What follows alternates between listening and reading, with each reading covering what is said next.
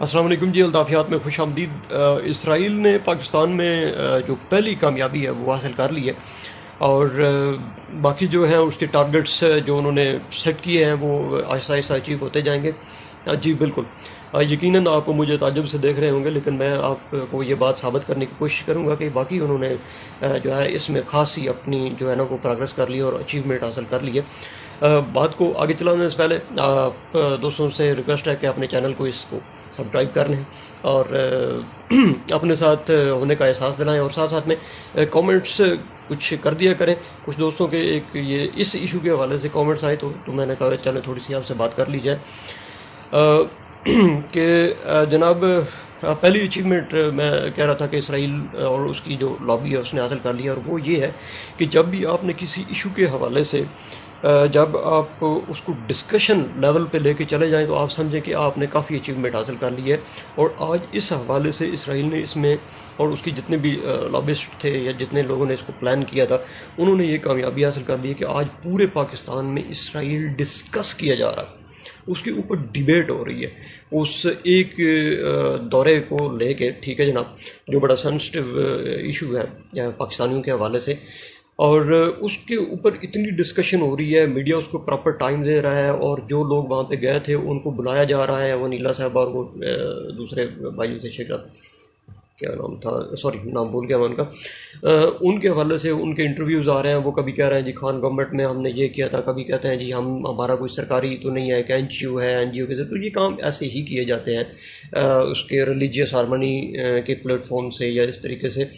تو بات کرنے کا مقصد یہ ہے کہ پہلا ٹارگٹ یہی تھا کہ اس کو ڈسکشن میں لایا جائے، اور اس میں اسرائیل اور اس کی لابی کامیاب ہو گیا۔ آج پاکستان کا ہر گھر، ہر ذی شعور، ہر آدمی، ہر جماعت، دینی، مذہبی، سیاسی، سماجی، سارے اس کو ڈسکس کر رہے ہیں اور اس کے اوپر پالیٹکس کر رہے ہیں، سیاست کر رہے ہیں، نمبر گین کرنے کی حاصل کر رہے ہیں، ایک دوسرے کو نیچا دکھانے کی کوشش کر رہے ہیں، میں نہیں ہوں تم ہو، تم نہیں ہو میں نہیں ہوں تم ہو، یہ ڈبیٹ چل رہی ہے اور اس کو مزید بڑھایا جا رہا ہے۔ یہ ہوتی ہے سلو پوائزننگ، ٹھیک ہے جناب، لوگوں کی ذہن سازی کرنا، ان کو آہستہ آہستہ ان کے ضمیر کے اندر چیزیں ڈالنا کہ آپ ان کے بارے میں سوچیں، آپ ان کے بارے میں سمجھیں، اور تھوڑی تھوڑی سی ریزسٹنس کے بعد آہستہ آہستہ سے آپ ان چیزوں کو قبول کریں۔ تو اس میں وہ کامیاب ہو گئے، اور چونکہ اور ان کو ہونا بھی چاہیے بھائی، دنیا کے 95% جو میڈیا ہے اس کے اوپر جو یہودی لابی ہے وہ قابض ہے۔ آپ کا جتنا ملک میں کسی دکان میں، کسی شاپ میں چلے جائیں، آپ وہاں کی پڑی ہوئی پروڈکٹ کو آپ دیکھ لیں، آپ کو پتہ چل جائے گا کیا ہے۔ تو یہ میں سمجھتا ہوں کہ یہ ان کا حق بنتا ہے، ٹھیک ہے، اور وہ اگر اس کو اچیو کر رہے ہیں تو ان کو مبارک، اور ہمارے لیے جناب اس میں باعث شرمندہ ہونے کی بات ہے۔ لیکن جناب بات یہ ہے کہ مقابلہ جو ہوتا ہے نا، وہ صرف باتوں سے، جذباتوں سے، نعروں سے، ارادوں سے نہیں ہوتا، اس کے لیے پریکٹیکلی کام کرنے پڑتے ہیں، ٹھیک ہے۔ تو پریکٹیکلی جو انہوں نے آج سے 500 سال پہلے کام شروع کیے تھے، وہ آپ نے ابھی آج کے 500 سال بعد شروع کرنے ہیں۔ تو لہٰذا یہ جو 500 سال، 1000 سال، 1200 سال کا ڈفرینس ہے، اس کو کور کرنے میں آپ کو بڑا ٹائم لگے گا۔ تو یہ جذباتیت جو ہے اس کو چھوڑے، ریالٹیز کی طرف آئیں اور ریالٹیز میں آ کے ان سے مقابلہ کرنے کی کوشش کریں، ادروائز یہ معاملات بڑی دور تک جائیں گے۔ اور یہ ایک کچھ دوستوں نے سوال کیا کہ جناب خان گورنمنٹ نے کسی یہودی کو پاسپورٹ جاری کیا، اور وہ جو صاحب دورے پہ گئے تھے وہ بھی اس کو کلیم کر رہے تھے کہ جناب کراچی میں ایک یہودی کو اس گورنمنٹ جو سابقہ گورنمنٹ گئی ہے اس نے پاسپورٹ جاری کیا تھا۔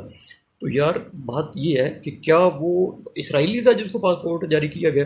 اگر وہ پاکستانی شہری تھا تو جو منارٹیز کو حقوق حاصل ہیں، کیا باقی عیسائیوں کو، کرسچن کمیونٹی کو، ہندو کمیونٹی کو، سکھ کمیونٹی کو، کیا دیگر جو کمیونٹیز ہیں، جو منارٹیز ہیں، کیا ان کو پاسپورٹ وغیرہ جاری نہیں کیے جاتے، یا دوسرے کو؟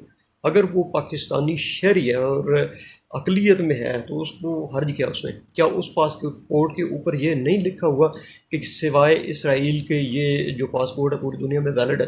اگر یہ لکھا ہوا ہے، ٹھیک ہے، تو اس میں مسئلہ کیا ہے؟ ٹھیک ہے، وہ بھائی اس چیزوں سے وہ آپ، میں وہی کہتا ہوں کہ عملی طور پہ آپ مقابلے پہ آئیں، آپ سیکھیں۔ اگر آپ آج یہ سوشل میڈیا کا دور ہے، آنے والا وقت اس سے زیادہ سنگین ہے، ہمیں ہماری اولادوں کو بہت بڑے چیلنجز کا سامنا ہے۔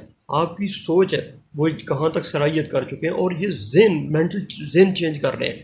اور ہم صرف نعرے مار رہے ہیں، ہم صرف جذباتی باتیں کر رہے ہیں، کاٹ دو، اجاڑ دو، لگا دو، جلا دو، گرا دو. ان باتوں سے جو قومیں ہیں وہ نہیں بنتی ہیں.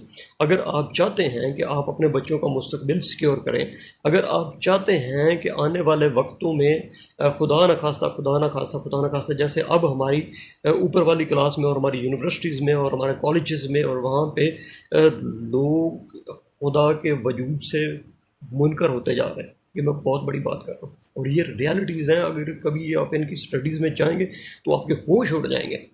اگر آپ سوشل میڈیا کے اندر جائیں گے تو آپ دیکھیں گے کہ وہاں پہ کس کس طریقے سے آپ کو کاؤنٹر کیا جاتا ہے.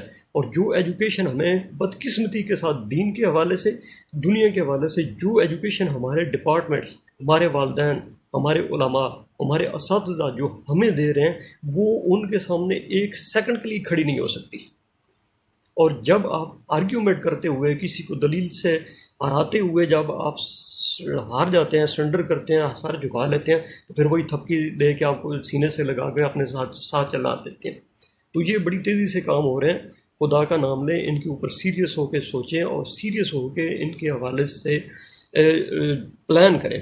اپنے بچوں کو ایجوکیٹ کریں، اپنی ایجوکیشن میں ریفارمز لائیں اور ان کو ریفارم کو لا کے یہ آپس کے جو جھگڑے ہیں نا چھوٹے موٹے، یہ فروئی قسم کے یا سیاسی قسم کے، علاقائی قسم کے اور برادریوں قسم کے، ان سے نکلیں. آنے والے وقت میں آپ کو، آپ کی نسلوں کو، ہمیں، ہمارے بچوں کو بہت بڑے بڑے چیلنجز کا سامنا ہے. اور وہ چیلنجز ایسے ہیں کہ خدا نخواستہ اگر ہم نے اس آنے والے خطرے کو پانپ کے اس کا تدارک کرنے کی کوشش نہ کری تو دوسری یا تیسری نسل میں خدا نخواستہ ہمیں اپنے بچوں میں شاید کوئی مسلمان بھی نہ نظر آئے. یہ میں بہت بڑی بات کر رہا ہوں.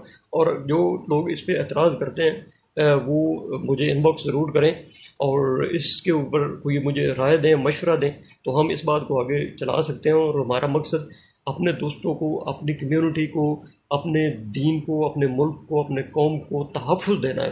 ٹھیک ہے، پریکٹیکلی، صرف جذباتی ہو گئے نہیں، پریکٹیکلی سوچ سے، سمجھ سے، شعور سے، دلیل سے، تدبر سے، فکر سے.